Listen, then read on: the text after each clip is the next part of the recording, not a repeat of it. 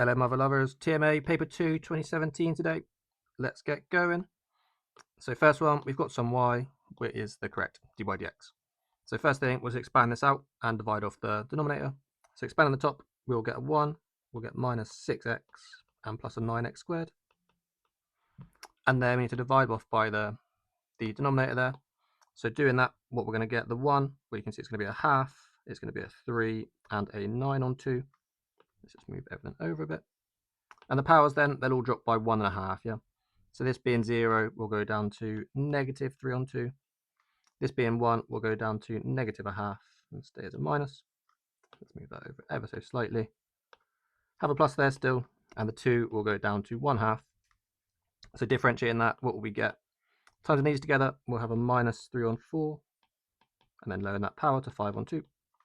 Times these together, we'll get a plus 3 on 2, and dropping the power down to 3 on 2, but the negative. And here we'll get a 9 on 4 with an x to the minus 1 on 2. And then just a case of looking for these coefficients basically. So it's going in the reverse order than I've written. So we want a 9 on 4, so we need one of the top ones, so not one of these ones.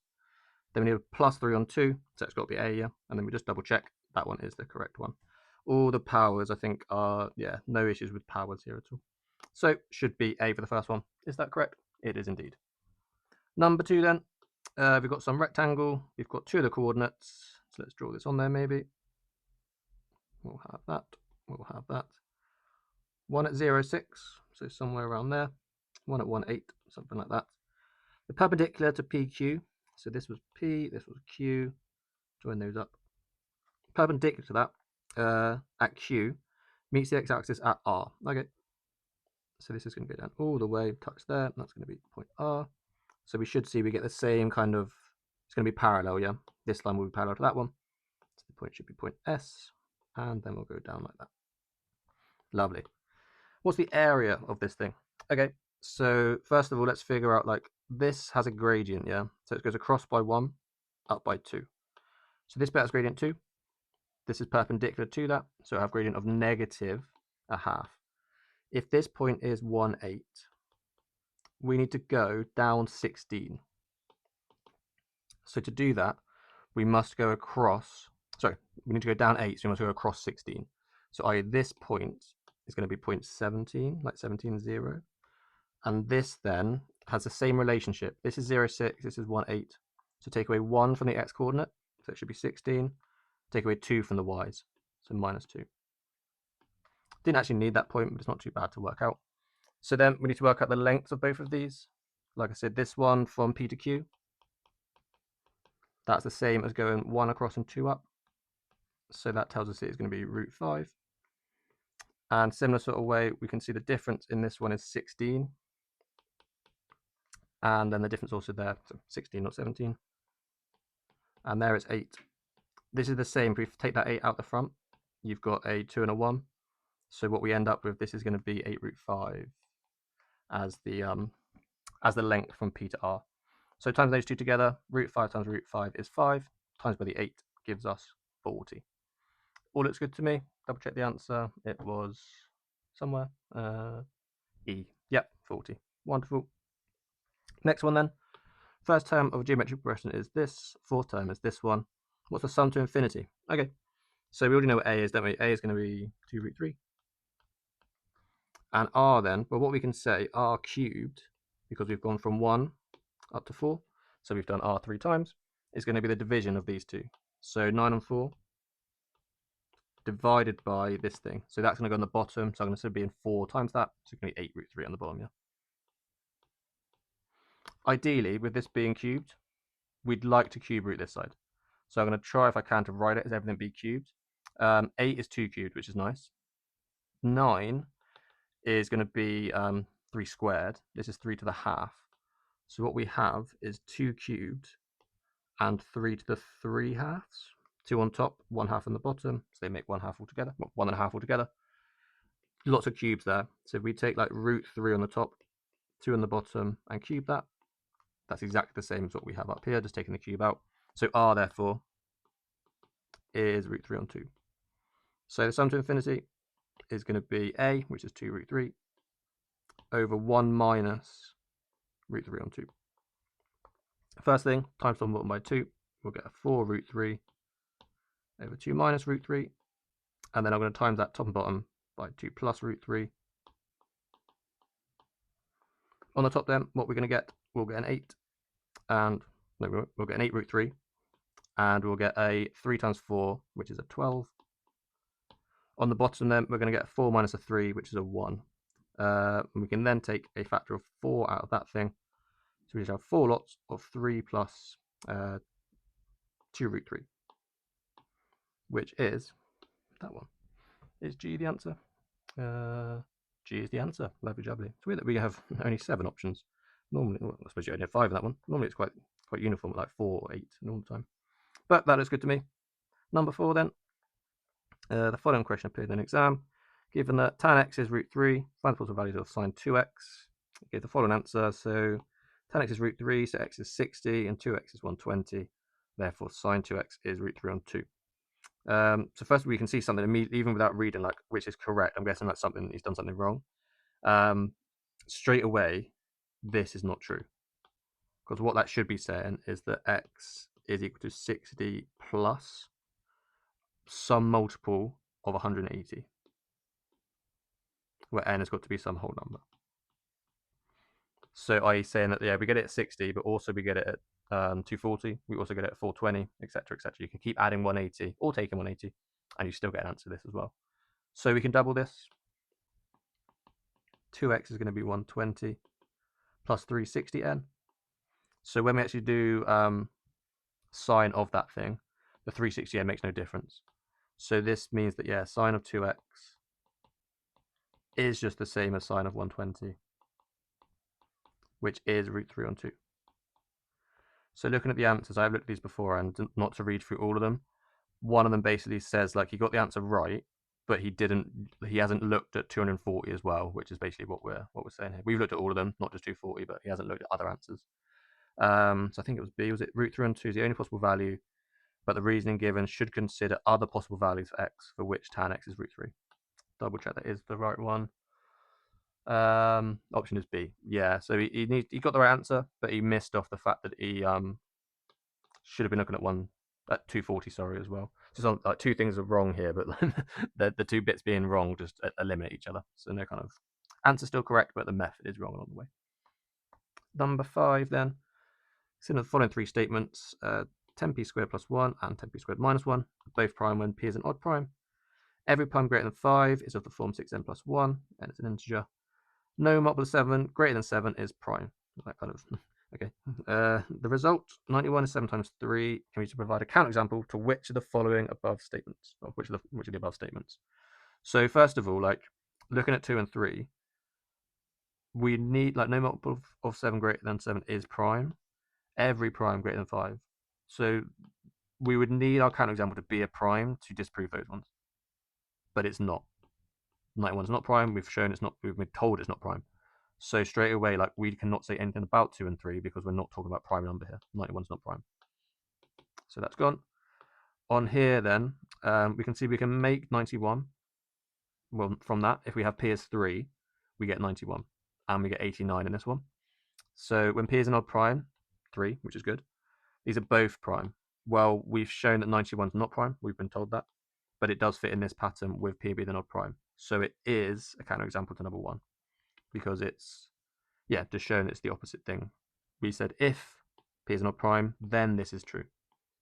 But we know that p is an odd prime, but this thing is not true. So therefore we've proved it wrong. But yeah, not talking about prime number, i.e. 91 not prime, so nothing to do with these ones. So it should be 1 only. 5 is B. Lovely jubbly. Number 6 then. Yeah, don't be afraid of this. Like, this looks scary. Just, remember that the stuff with the UN, there's no x's there. The integration is only to do with x's. Everything that's not an x and is a factor of this thing can just come out the front. So what we can do is we can take the 4 UN minus 1 out the front and just integrate x from 0 to 1. This will make x squared on 2. Plug in the 1 and 0, we get a half. So we end up this whole thing, UN is just equal to 2 lots of UN minus 1. I.e. we're just doubling as we go. So if the first one's 1, you can think that U1 then is going to be 2. U2 is going to be 4. U3 is going to be 8, etc., etc., as we go down. And you can see this is 2 to the power of 1. This is 2 to the power of 2, 2 cubed, etc. So un should be equal to 2 to the power of n, and we were looking for u1000. So that tells us u1000 is 2 to the 1000. Lovely, nice and straightforward. These ones, yeah, they look terrifying. Don't be afraid of them. Just remember that u's don't get affected by the integral. So just do it without the u's being in there. This one then, we've got the graph of two functions. We've got the solid line is y equals a of x, where a is a positive real number. And then we've got another dashed line as well. So which the following could be true? Okay, so you can see either 1 and 2, like 1 and 2 are very similar, aren't they? And then 3 and 4 are very similar. It's like, do we make it bigger or smaller? So that you can always rule them out. Like, there's no way 1 and 2 could be true together, and 3 and 4 could be true together, because they're like the opposite of each other. So you don't get that scenario here, but if the case you did have that, you could rule that one out straight away. But looking at this then, we want the graph to get steeper. Thinking about what happens, like, what does this mean? We're going to take whatever b is, and every time we move to the right by 1, we times by b again. So if we want to get bigger and bigger, we need that b to also be bigger than it was over here. Because you can imagine, like, being at this point, I should times by b to move to the right by 1. And in fact, like, this is 0.1, yeah, this is 0.01. So the first point, if I think about the x coordinate of 1 here, this is going to be a, and this will be b, as in the coordinates 1a and 1b. I need this one to be higher, so b must be bigger than a. So b bigger than a, 1 is true, 2 is false.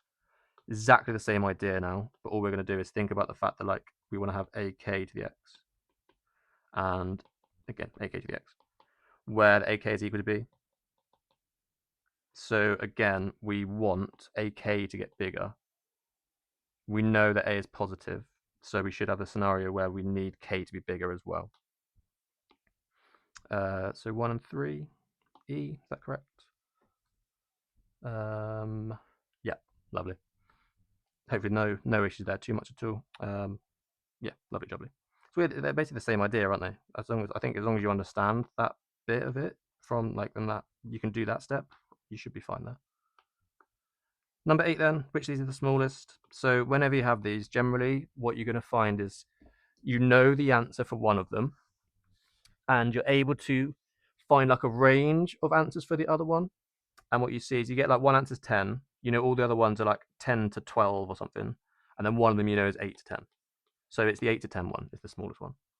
So we'll go through that here, like log 2, 7. If it was log 2, 4, that would be 2. If it was log 2, 8, that would be 3. So we're somewhere between those numbers. Curly brackets here mean that we can't be the 2 or the 3. If we had square ones, that would include the 2 and the 3. Well, like wherever the square one is, that includes the 3, but the curvy one does not include the 2. This we can just work out, can't we? So what's it going to be? We've got, do it on this side to leave like a space for the answers. We've got 1 on 8 plus 1 on 4, and then we do 1 over that. So this is 1/8, this is 2/8, so it's 3/8, flipping that 8 over 3. Again, that's somewhere between 2 and 3, yeah? We know exactly what it is, but okay, it's somewhere between 2 and 3.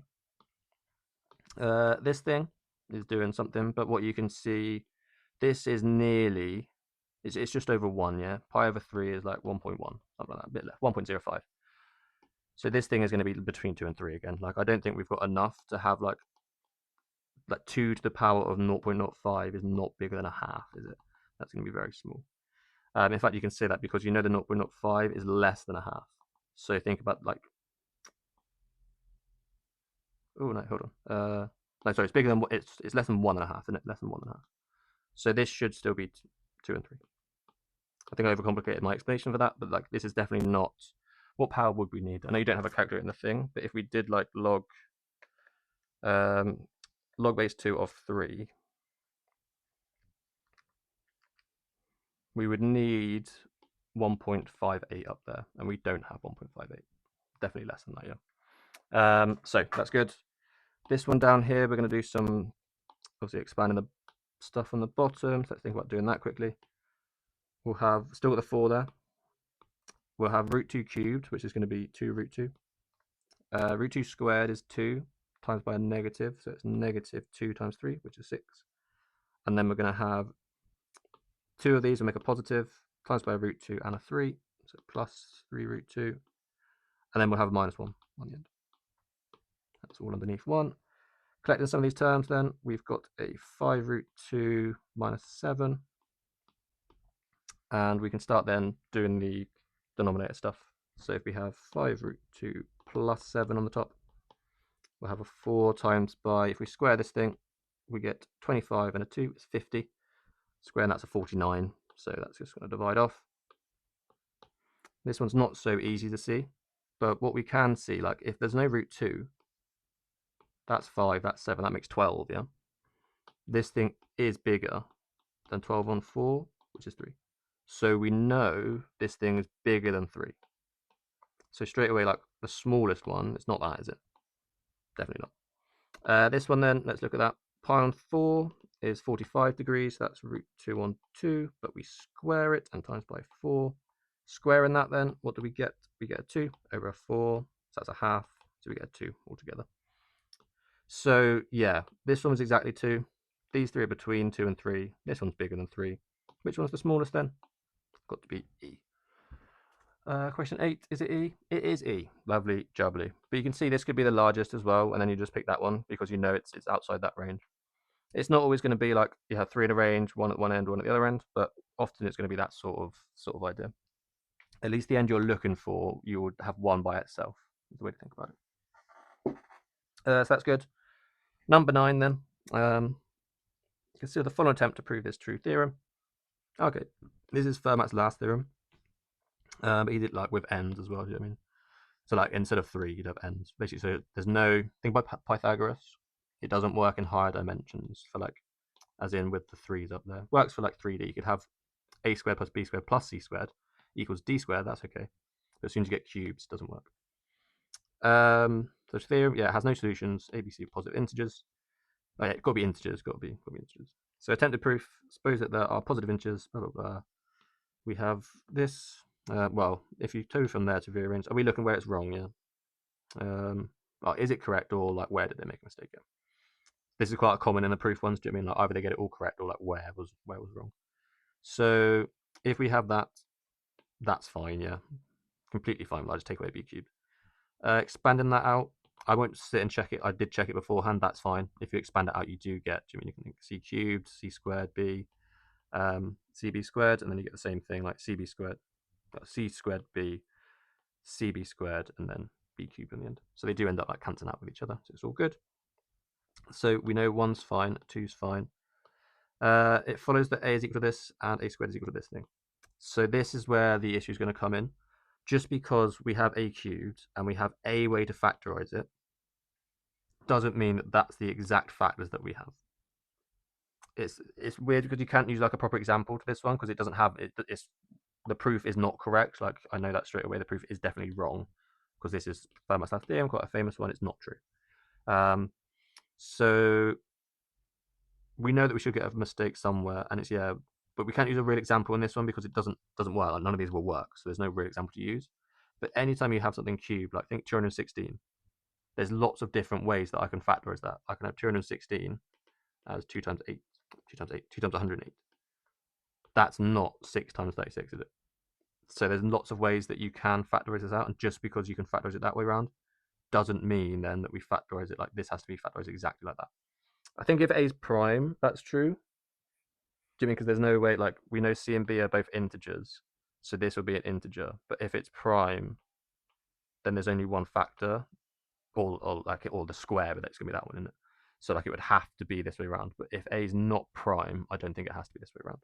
I might be slightly wrong with my explanation there, but the answer is correct. Like going from 2 to 3 is wrong. It occurs on line 3, doesn't it?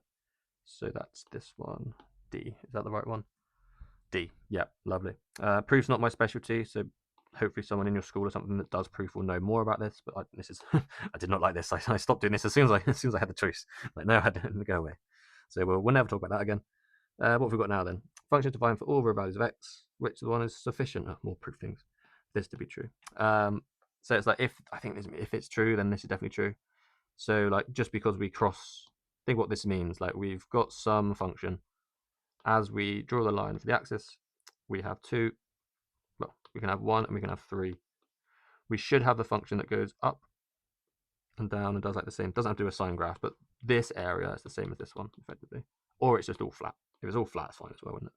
But the top bit and the bottom bit must be the same area. It could do loads of stuff. We don't know what shape it's going to be, but they will have equal above and below. So just because we cross 2, that doesn't work. You can think of lots of counterexamples. If I get rid of my orange line, I can do something like this. Boop, boop, boop. I imagine that did touch it down there, do you know what I mean? And then we're all fine. So that doesn't break it because that doesn't have an area of 0. Same idea here. You can 1 and 3 doesn't work, does it? This is the definition of an odd function. What that means is if you were to draw it around the origin, it's rotationally symmetrical. So think about sine, for example, is like the most common one that you'll deal with. We can draw the sine graph going like that and going this way around. If I could pick this up and spin it, literally rotate it 180 degrees, it's the same graph. That's what this means. So this is the same as an odd function. And there's lots of odd functions that are not, that don't integrate to 0 between 1 and 3. I think sine would be a perfect example of that. So that's not the case. So it's got to be one of these two. Looking at this, it's easier to look at D simply because we have x minus 2 and 2 minus x. Whereas here we have x plus 2 and 2 minus x. They're not like the negative of each other. This thing, like if we let z equal x minus 2, what we have then is f of z is equal to negative f of 2 minus x will be negative z. So this is effectively the same idea, but it's an odd function. Odd function around 2, isn't it? So it's the same definition as an odd function. So I don't think that works for E either. It has to be D. Is that right? So the correct answer must be D, yeah. Yeah, because we've ended up in the same situation. Like this is just equivalent to an odd function, so it's not necessarily going to be true. So that's all good. D for that one. On to 11 then. f of x is increasing and it goes through the origin. We've got a and b such that a is less than b. The area of the region enclosed by the curve, the x-axis, and the lines is denoted by r. Okay. Function g is defined as f of x plus 2 lots of f of b, which is an expression for the area enclosed by g of x and the same lines. Okay, so we want to integrate g of x from a to b, and we know g of x is the same as f of x plus 2 lots of f of b. So let's split this down into separate integrals. Integral of f of x from a to b plus the integral of this thing, 2 lots of f of b from a to b. This is just what they've told us above is r. The area of the region enclosed by f of x, the x-axis, x equals a and x equals b, is exactly this thing. So that is r. And over here then, this stuff is all constant. 2 is constant. Function, like if we put in a value of b into them, we'll get an actual value back out to the side. So this is the same as 2f of b times by the integral of 1 between a and b. So how far is that gap? It's b minus a times by 1. So we should have, r plus needs to be a 2 at the front, and it needs to be f of b and b minus a. Yeah, so it looks like this one. Is that correct? B, where is it? Thus the answer is option B. Lovely, that all looks good to me. You could think about drawing this as well, but it's not so easy to draw like what this is doing, but it's just moving it up. How much has it moved it up by? Like you've got some function, some x-axis, and all you've done then, if you've got some area, and we're basically taking this and moving it up. How far have we moved it? We can think about basically drawing in a new rectangle, can't you, under here? Where the height that you've moved it up by is 2fb, because that's what you've added on. And you know that this width of this was b minus a. So that's what we've added on, that extra rectangle there. So that looks good. On to number 12. We got sine of 2x, cos of 2x. which of the following is not true? Okay, so we want tan of x as well. Tan of x, not tan of 2x, one thing to note. So this is minus 90, this is 9, no, this is 90, this is minus 90. So we should have that we go and do that, yeah, tan by itself. Just be a little bit careful about when does it cross these. So it should, I'm pretty sure, hit these points. So we'll draw that in. It's going to go something like this. And then like that. We know it's not going to go and do that, yeah. So there's no point to worry about. Does it go above, below this? It has to go to below it, so it'll come through at that angle. One thing to think about, like it is going to go, like it won't touch this line, but get very close to it when it. So it's not a bad thing to like just do that. I'm then also going to color in the curves. So this is the sine one, and then we'll do blue. We'll do green's different. It's not green. We'll do green for the cos graph, and then I'm going to label everything. So cos is green. Purple was tan. And the red was the sine. Because what these are asking for then, like, is this true for some real number? So we want to basically look like, which of this one is not true, sorry, not true. So can we at some point, we always start from the lower, so can we look up this graph and see the colors in that order?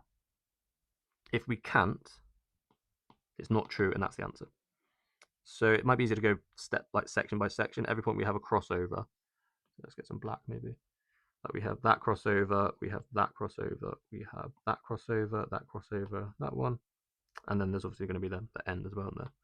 So we have 1, 2, 3, 4, 5, 6 sections. Looking at this then, we have 6 options, so basically one of these probably doesn't exist in there. So can we look up? We get purple, green, red. Purple, green, red. So F is not the answer. Can we get purple, red, green? Purple, red, green. Yes, we can. Oh, that sign should have a red one, sorry. Look at the next then, we get red, purple, green. Red, purple, green. And then we're going to get purple, red, green. We've done all the purple starting ones, haven't we? So we can just look over here then. We're going to have green, purple, red. Green, purple, red. And then we're going to get green, red, purple. Green, red, purple. So at no point do we get red, green, purple. And we can just double check, like every time we have a red on the bottom, it's only there. So we only have one section with red on the bottom. We could have probably done that straight away to narrow it down to C and D. And then the next one was purple. So at no point does it go red and then green. Tan's always between the two of them if red is the bottom one. So C should be the answer. 12, was it C?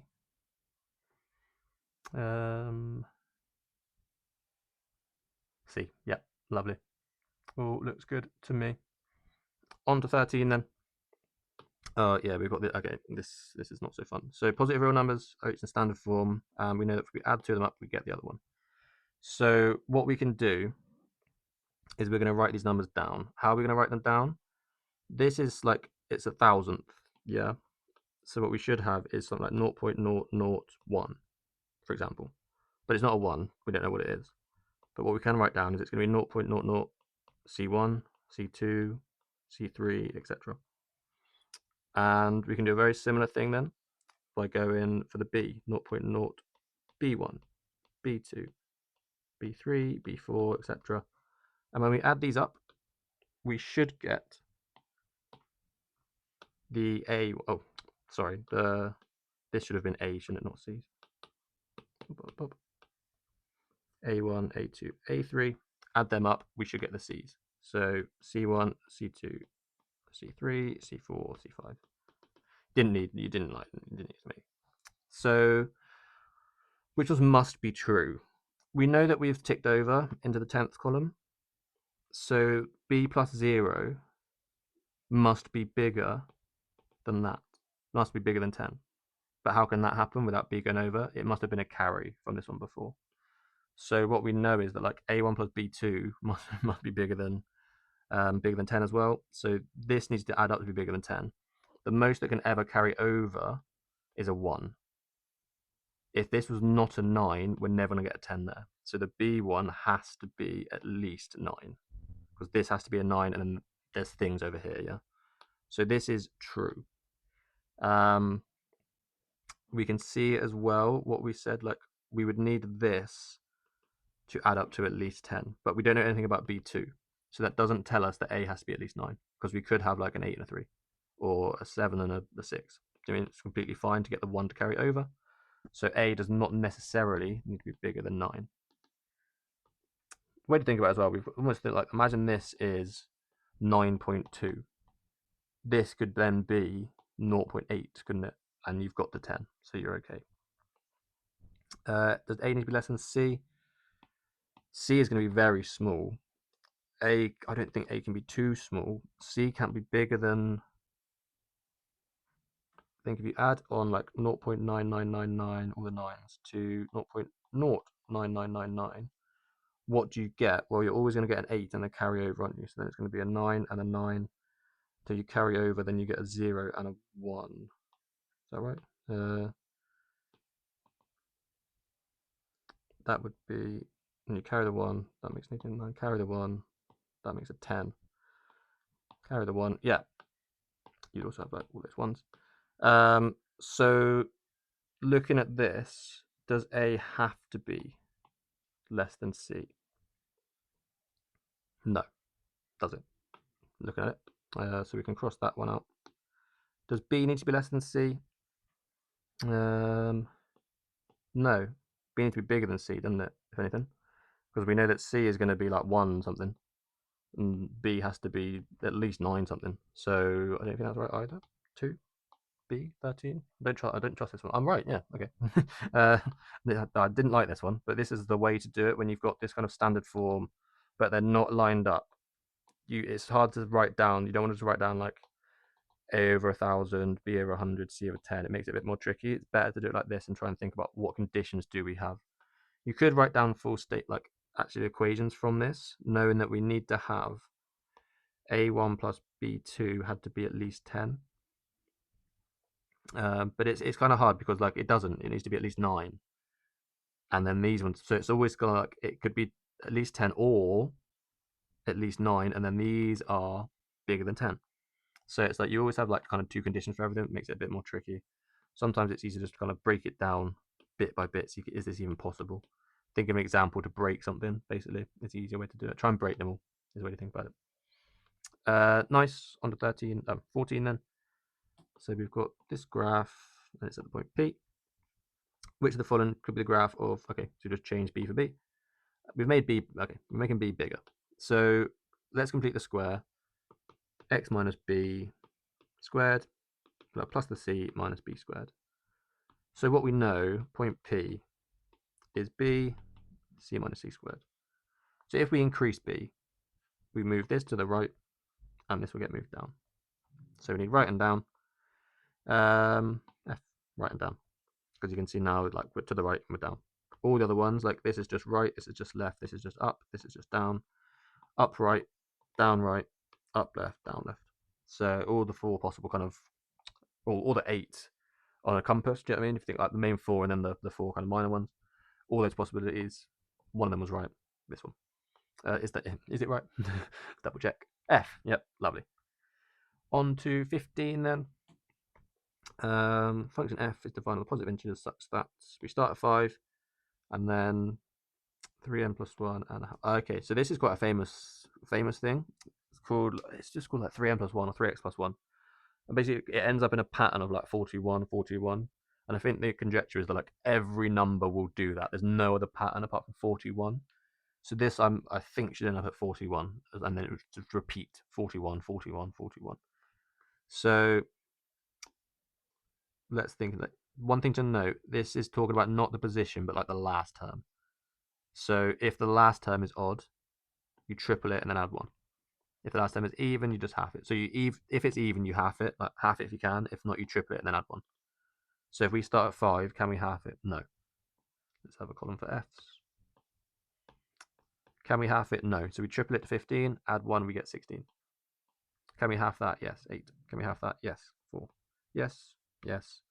No. So we go back to 4, and then a 2, then a 1. Oh, look. 41, 41. So that's good. What we want to do with these, we need 1,000, yeah? So let's look at the pattern of them in terms of the actual position. So this is going to be f of n, and this is going to be n in this column. the first one, was it 0? Was it 1? It was 1. And then we're going to have 2, 3, etc. But what I'm going to look at, we have a repeated pattern that is 3 long. So I'm going to take n, but the remainder when it is divided by 3. So n modulo 3, something you probably haven't seen before, but it's remainder when you divide by 3. All that means. It's probably a bit more fancy than that, but you know what I mean, what you need to do. So 1, 2, 0, 1, 2, 0, 1, 2, 0. What we can see is if we went down to 1,000, that would be the same as 1. So it should be a 4. It's going to be the answer for f of 1,000. We now just do the same thing for g. So what is g? That's not a g. What is g of n? Well, we half it if we can, and if not, we add 5 this time. But we just add 5, we don't triple it. So we start at 3. Can we half it? No. Can we add 5? We can, because we have to. Can we half it? Yes. Can we half it? Yes. Yes. Then we add 5, so 6. Can we half it? Yes. Can we half it? No. Add 5. And then we're back round to the same pattern. So same idea, we've got all the ends. The pattern itself now, how long is it? Well, we go 8, 4, 2, 1, 6, 3, and then repeat that. So that is a length of 6. So we effectively want to look at n mod 6. So doing that, what are we going to have? Still 1, 2, 3, 4, 5, and 6. But the 6 is now a 0. And then again, 1, 2, 3, 4, 5, 6, etc. We again want to go down to 1,000 for n. And we need to think about, okay, what number, if you do 1,000 divided by 6, what number is the remainder? Well, 900 goes exactly. So does 90. So 990 would be 0. So 996 is also 0. So this should be 4, as in like remainder 4. So which one had remainder 4? It's 2. So effectively, this should be 4 take away 2, which is equal to 2. 15, D. 15 is D. Lovely, jubbly. These are all very similar. If you get one of these like sequence stuff, it's very, very similar pretty much all the time. Next one then. Consider the following statement. If f of x is an integer for every integer x, then the derivative is an integer for every integer x. Okay, which of the following is a counterexample? So first thing, like with the ifs, f is an integer for every integer x. We can see straight away a and b. Like if you make x 0, so if we look at f of 0, look at the coefficients of the constants, 1/4, and here it's going to be, well, I suppose not for them. For this one, it's going to be 1/4. For here, I think if we look at f of 1, sorry, not f of 0, then yeah, we get 1, 2, 3 over 2. Both of these are not integers. So if we're wanting to look, like consider this statement, if f of x is an integer, this has got nothing to do with that. It's not one of these statements. So which one is a counterexample? Definitely not these ones. Because we, first of all, we need this to be true and then this to be false to be a counterexample. Because otherwise it's just like, oh, I could just say like 7 exists. That doesn't, it doesn't like satisfy this. So it doesn't disprove the statement. Do you know what I mean? It's nothing to do with it. We need to make sure we're still in the correct scope to then talk about the kind of like extra part of it. So we don't start with integers. So that's not true. And notice it's every integer, so just one of them is a counterexample to the first statement, not the whole statement.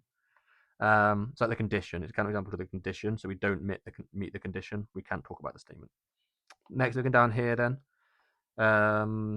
we'll differentiate them both, see what we get.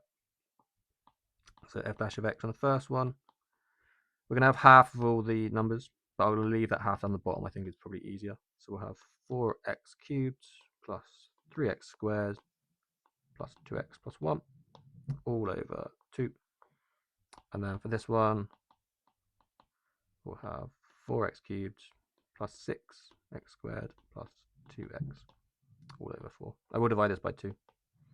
So 2x cubed plus 3x squared plus x all over 2. They're quite similar, aren't they? See, the only difference is going to be like x plus 1 over here. So what you can see then is one has to be an answer and one has to not be an answer.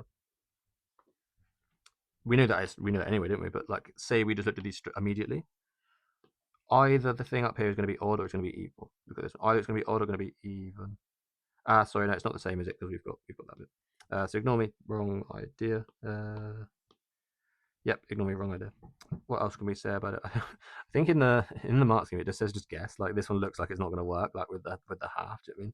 So like, yeah, it should be fine. But I think actually if we just plug in 0, because we should have like, okay, this is an integer, but it's not over there. So what we can say for C, like f dash of 0 is a half, which is not an integer. So C is the counterexample. D, it's not so easy to see, do you know what I mean? But imagine all of these then are just multiples of 2. Like this is always an even number. You just show that this is always even. Maybe we can do that quick. We could take an x out.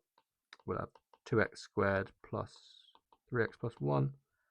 Maybe we could factorize that down quite nicely. Could we do that at all? I'm trying to think. Let's do it ever so slightly differently. But if we take 2 lots of x squared plus x, and then what we're left with is an x plus 1 and an x, and then this is x, like, okay, let's make that actually slightly differently. We're going to have that as, it's x plus 1 but then 2x. Okay, so yeah, we've got x, 2x plus 1 and x plus 1. So you can see we have x plus 1. These are consecutive numbers, so you've got one odd, one even. Times them together, they are even. Divide by 2, it's an integer. So yeah, this is always even. So therefore this thing is always an integer. That's not a very good one. Never do the z's very well. Go down, across. Lovely. So either way of looking at it, counterexample for this one, or just showing they're always even. Both ways should be good. We'll see the answer though. D is not a counterexample. C is a counterexample. Yep, lovely. Oh yeah, okay, the stapled thing. This again is very hard. It's a lot about sets and proof and logic and stuff. Paper 2 today did seem to be much more kind of logic based and like proof based than other ones I've seen recently. Hopefully not too bad if that's the subject you like, but if it's not, I do apologize. It's not going to be the most fun. Sometimes it can be hard to think about, like, in terms of the maths, what this is meaning, and easier to just try and understand a little bit, like put it into non-maths words. Try and explain it without using maths if you can. So a set of whole numbers is called stapled if and only if. So we don't need to worry about that. That's just the name of the definition here. So for every whole number a, which is in S, there's a prime factor of a which divides at least one other number in S. So what that means is that if we had a set, let's say we had the set 1, 2, and 3. We can have a look and see, is this stapled? Well, we need for every whole number a, there exists a prime factor of a which divides at least one other number in S. Well, we have the number 1. That has no prime factors. So this is not a stapled set. Let's have a look at, say, 2, 4, 8. For every whole number a which is in S, there's a prime factor which divides, is a factor of, at least one other number in S. So if we look at these, they all have 2 as a prime factor, yeah? So because they have a common factor, we're definitely stapled. One way to think about it. Basically, what this is saying is that we don't have a number in there, or we don't have a number in our set which is co-prime with every other element. So for example, we couldn't now add in a 7. 7 is prime, so its prime factor is itself 7. None of these has a factor of 7, so the addition of 7 makes this set no longer stapled, because this one is co-prime with everything else. So that's the way we could view it, and time to think about, like, okay, what this is saying then, something is stapled as long as there's not an element which is co-prime with everything else. So I think there was one that just said that, yeah. For every number a, looking at B here, for every number a which is in T, in the set, there is no prime factor of a which divides at least one other number in T. So we're looking for the opposite thing here. So no prime factor of a which divides at least one other number in T. I think that was the right one. 17, is it B? No, not B. think I'm on the right idea. Was it F? There exists a number A which is in T, so there's no prime factor of A which divides at least one other number in T. What's the difference between B and F? Oh, there exists, and I'm saying for every. Yeah, so that's the difference. So same idea. I'm just talking about if we add in a single extra number, like we added in a single 7, and that broke it because it doesn't have any, it doesn't share any factors with anything else. So the difference between these is just like for every number, and there exists a number. So for example, we just needed to add in that single 7. We don't need all of them to be co-prime with each other. Just one of them comes in, and that breaks the idea of it being stable. I think that if you read through the mark scheme for this, they go through and like kind of continually change the statement. So it's like, okay, if we've got for every whole number this is, then the opposite is if there's any number that breaks it. Do you know what I mean? If I say every single prime number is odd, it just takes me one, i.e. number 2, to say that that's not true. So it's like for every, and it's just that then you have like there exists a number. So if there's one of them, so you can see like we have 8. I'm guessing there's 3 changes to do, and each of those 3 changes, like for every, becomes there exists a. No prime factor, no prime factor, a prime factor, a prime factor, which does not divide, does not divide, which divides, which divides. So there's going to be like 3 kind of swaps to do. We can see the answer was F, so let's kind of work backwards and see how those swaps worked. So for every whole number A, we can almost write down 3 parts of it. Every, that's the symbol for every, whole number A, so we need A to be a integer. There exists a prime factor A, so there exists some x such that x divides A and x is prime, which divides at least one other number in S. And we need to have that x divides y and that y is not equal to A. So just to read through that again, there for any, for every or for all is what that generally means. For every whole number A, there exists some factor of A, which is prime, and that factor divides another number in the set. As in like y is, okay, we need to also write such that, let's change it ever so slightly. This might be wrong in how I'm writing this logic down. This is not the subject I studied, so such that y is also in the set. I'm just going to assume that y in set, like y in set. You assume y in set. Such that y does not equal A. We're assuming that everything's already inside the set, yeah? As in like y and x are inside the set. Y and A, sorry. Can we swap all these around then? So yeah, this will swap to not for any, but if there's a single one. Divides will become not divides, and I don't know how this is going to swap. Let's see how they actually did it. Let's get rid of this. I don't think this is helping. So for every whole number A, there exists a whole number A, which divides at least one other number. There exists a prime factor. There's no prime factor, which divides at least one other number in S, which divides at least one other number in S. So I think we've done, there exists for every, no prime factor.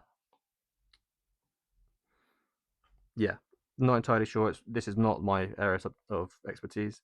The way that I understood this set was that it's just making sure that every element in the set has a common factor with something, has a common prime factor with another element in there, at least one of them. So as soon as you add in something that doesn't have any common factors with something else, it breaks it. And here you can see that like we break it in F because there exists a number, so there's no prime factors which divide at least another one.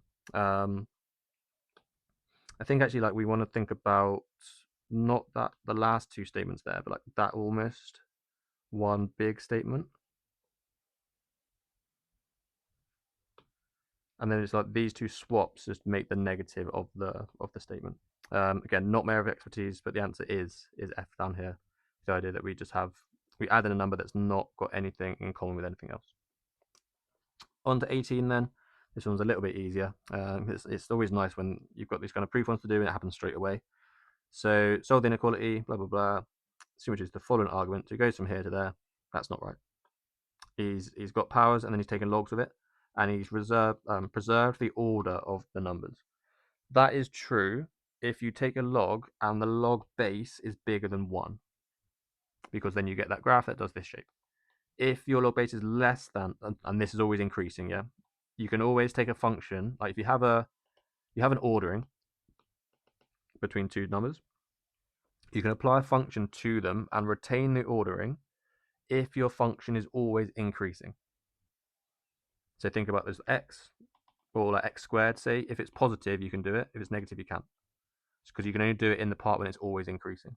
So log of x, fine. E to the x, fine. But it has to be with positive, base bigger than 1. So in this case, you can see if we had base less than 1, that's bigger than 1, less than 1 does that.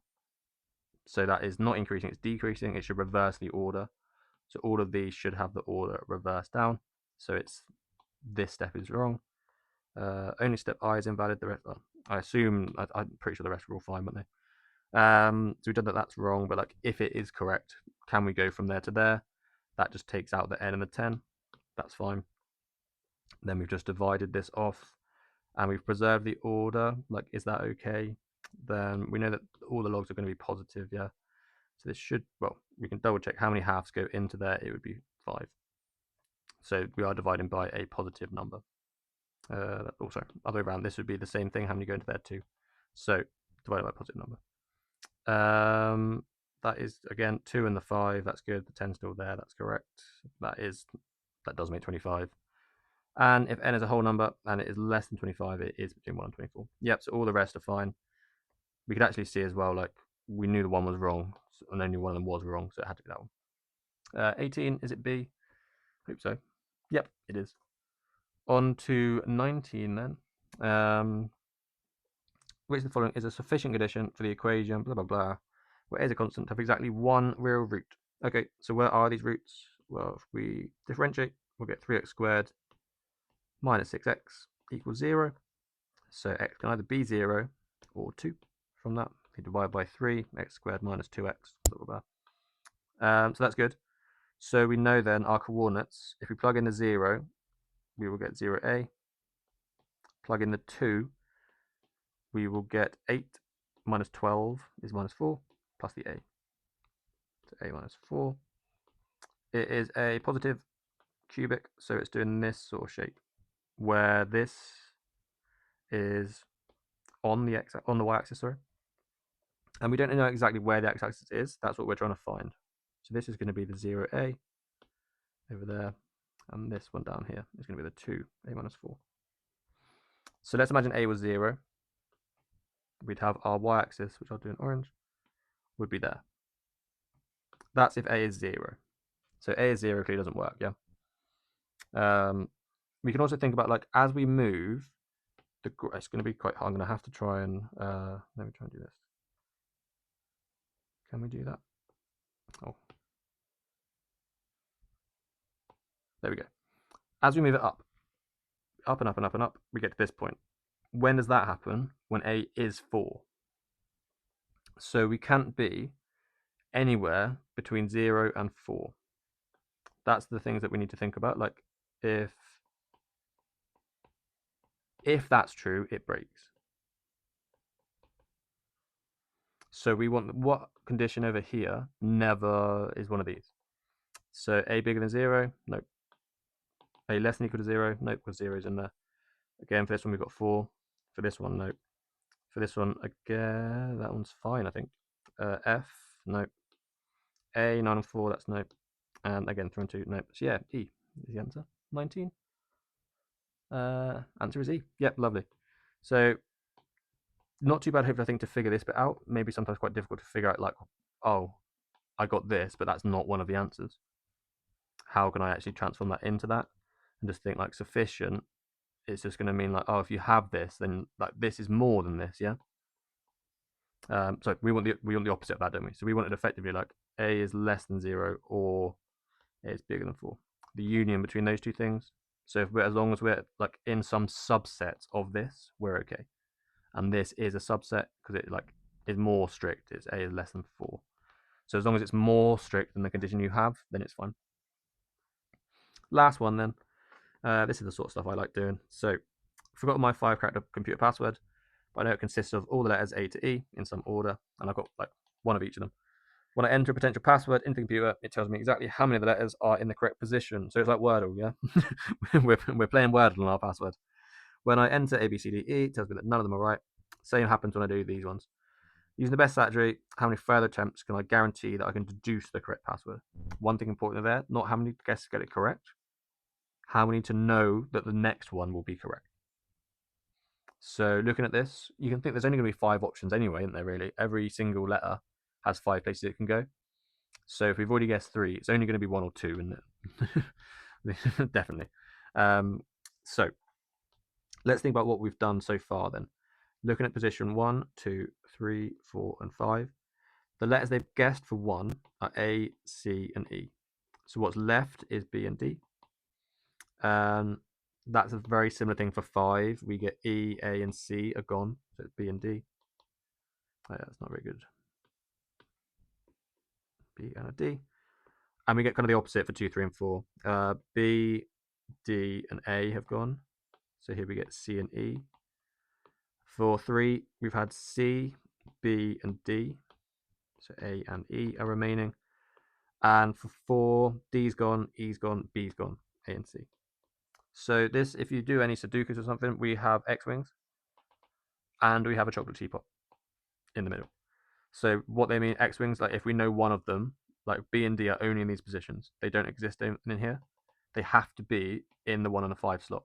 So either it's going to go BD on this side and then DB on that side, or vice versa. So X-wings, I think it comes from Star Wars because it's like the shape of them. Do you know what I mean? And then you have like the, do you know what I mean? So we have that idea, and then the chocolate teapot, because if this is A, this has to be E, and therefore this must be C. So we call it that because if you get one of them, you get all of them. So you put something in there and it melts. It will melt apart, and you know everything straight away.